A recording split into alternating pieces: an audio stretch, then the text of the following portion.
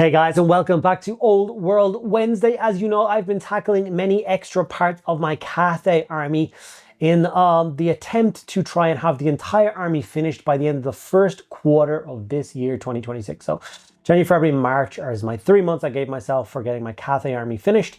I am behind, but I am not out just yet. So I'm going to continue kind of punching away at that, and hopefully by the end of this month I will have a 2,000 point army on the table, fully painted and ready to rock and roll.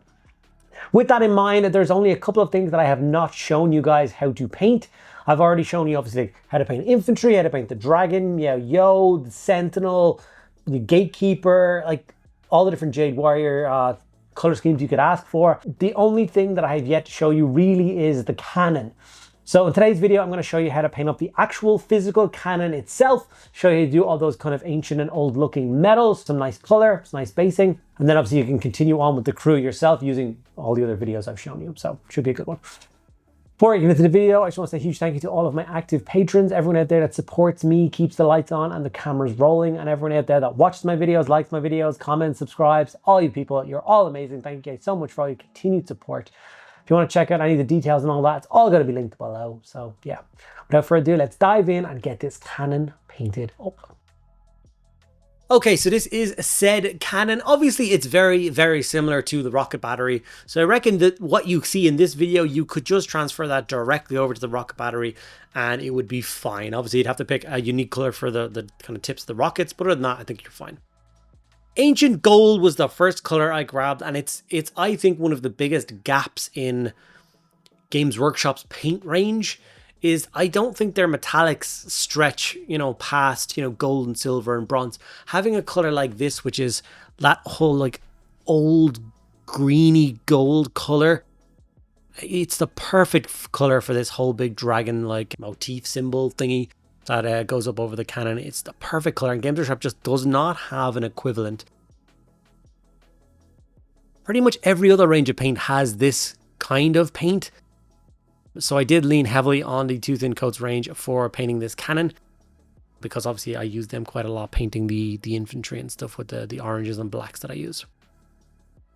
Bits O Tin, which is supposed to be, I suppose, a joke on the old tin bits color from Games Workshop, is what I used to base coat the actual cannon itself in.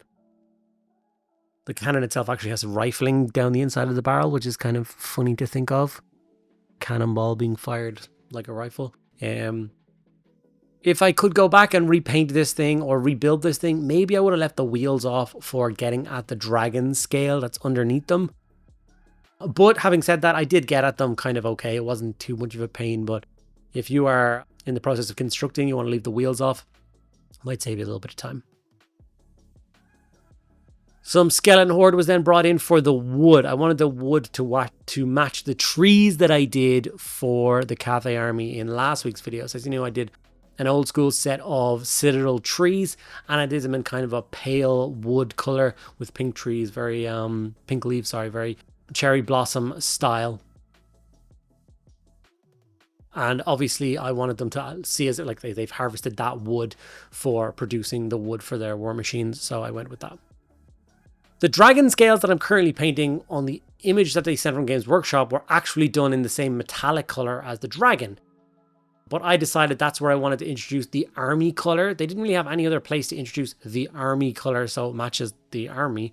So I decided to do them in orange. And obviously I've seen the very end of this video, so I know they turn out pretty nice and I really like it. So yeah. Lead Belch was then brought in for all of the kind of other metallic sections. So obviously all the other details on the wheels. And then there's obviously armored struts going down the kind of back legs of the thing. And there's a whole mechanism underneath it with like obviously dictates the angle of firing and the height of the barrel and stuff. Which I originally actually missed while I was doing this base coat stage. And I entirely washed the model. And it's only when I went back in and layered later on that I kind of cheated and just layered up that section underneath. So I missed entirely like an idiot. So make sure when you're painting your one, don't miss that mechanism. And Black Templar was used for that middle section, being careful not to hit the kind of big symbols in the middle. Those symbols are supposed to be an off-white color. So the base coat that I did apply to the model, which was a grey seer, I'm trying to leave that as kind of pure as possible. That is the two colors that represent my Cathayan force, is the orange and black. So if you have a Cathayan army and it's like you know, it's turquoise and red or whatever. Where you would do the dragon scales and this flat panel here is where you would do your turquoise and red to help make it blend into your army. After that, all the base coats are finally in place. We went on to Reikland Flesh Shade and shaded the entire cannon from very tip of the barrel all the way to the very end of the mechanism and got it all shaded down. So obviously pulled the tones all in kind of a similar direction. It helps to obviously protect all the base coats. And it's the same color shade that I use across all my infantry and stuff. So once again, when this sits in a unit or next to a unit, the tones of it are definitely going to match everything. I know it may seem kind of strange hitting the metallics with it as well as the silver, but when we do some layering later on, you won't even notice the difference.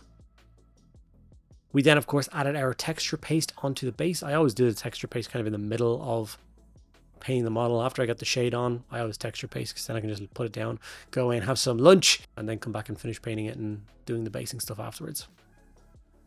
So some dark earth from AK was used for the texture paste.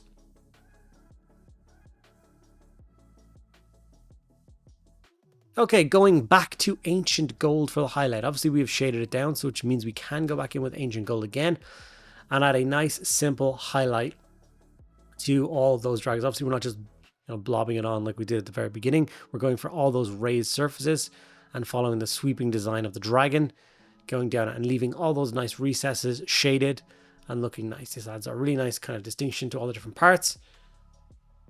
And it looks awesome. We will be adding some oxide to it later on, so there will be an extra pop of color thrown in. But I do very much love the kind of ancient gold aesthetic that you're getting from this. Like, these cannons could be hundreds of years old, and they're so well made and so well maintained that they're still in perfect working order. Although some of the metallics might have dulled over time, it's kind of hard to clean off patina and stuff from metallics.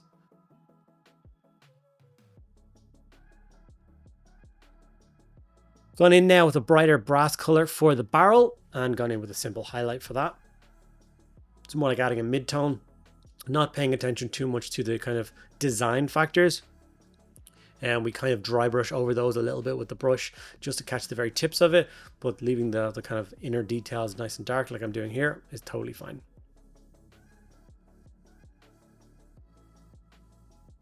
From here back to Lead Belcher to brighten up all those silver areas again. But as you can see, I'm not going in for like a kind of an all over coat. Working my way around the edges of the details and then a little bit in the middle and leaving all the kind of little kind of shaded areas nice and dark. And obviously these kind of cannons are larger, more expensive things to take in your army. So it's not like 40k where you might be painting, 4 of these things for an army.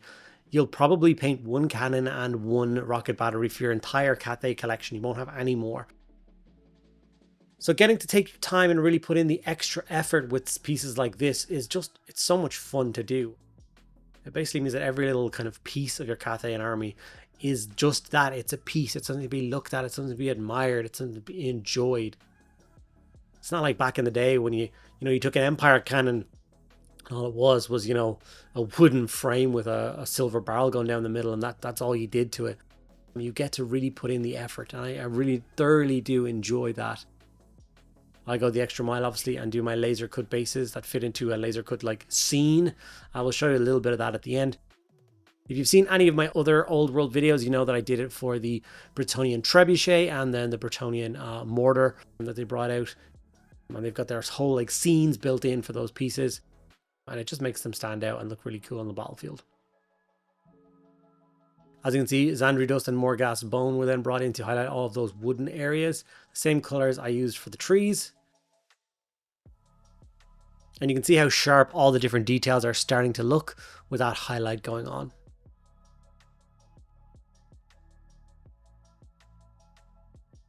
Making sure to follow the wood grain and not to fill those in. Death Reaper and Dungeon Stone Grey were then used very quickly for some highlighting on those black areas. And I mean literally on the tops of them. I didn't go underneath or anything like that.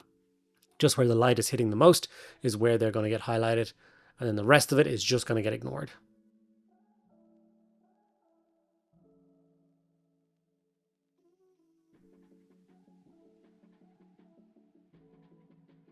Going in with a Dungeon Stone Grey now. A few light scratchy highlights across the top. And that will make all the difference with that particular detail. We of course now have to move on to getting the orange sorted. And obviously I use the Too Thin Coats range of oranges for all of my Cathay and Force. It looks really nice. You guys have seen me do it a million times before, and it's why I didn't really worry too much about showing you guys how to paint the crew of the cannon. Because if you watch my infantry video, you'll know all of the colors that I did use. Obviously, there is a few extra details. There's, you know, like the guy carrying the wheelbarrow with all of the bits of equipment on it. And then obviously there's the big ogre, who in himself is kind of a character. So I can see the argument for doing those as another video. So if you watch this video, you really enjoy it, and you want to see next week where I just focus on and I do all of the crew, don't hesitate to let me know in the comments, and I will do my very best to slot that in for you guys.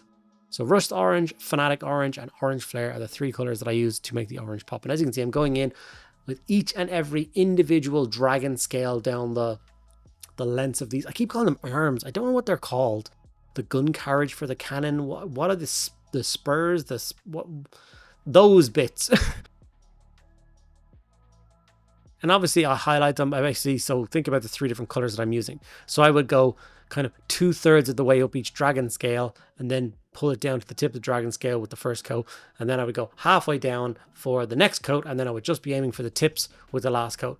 And that will obviously make all the dragon scales pop, look really nice, and add that really like interesting bit of flair to it. Like I said, matching in with the army. If I had decided to do these bits in the same gold as the dragon, I don't think the whole thing would be as visually interesting as it currently is. So I am glad that I definitely decided to do this. It's something I will definitely carry across to the rocket battery as well. You can see those tips going in right there. Very light touches, just catching the very sharpest points of each dragon scale with that nice bright orange color.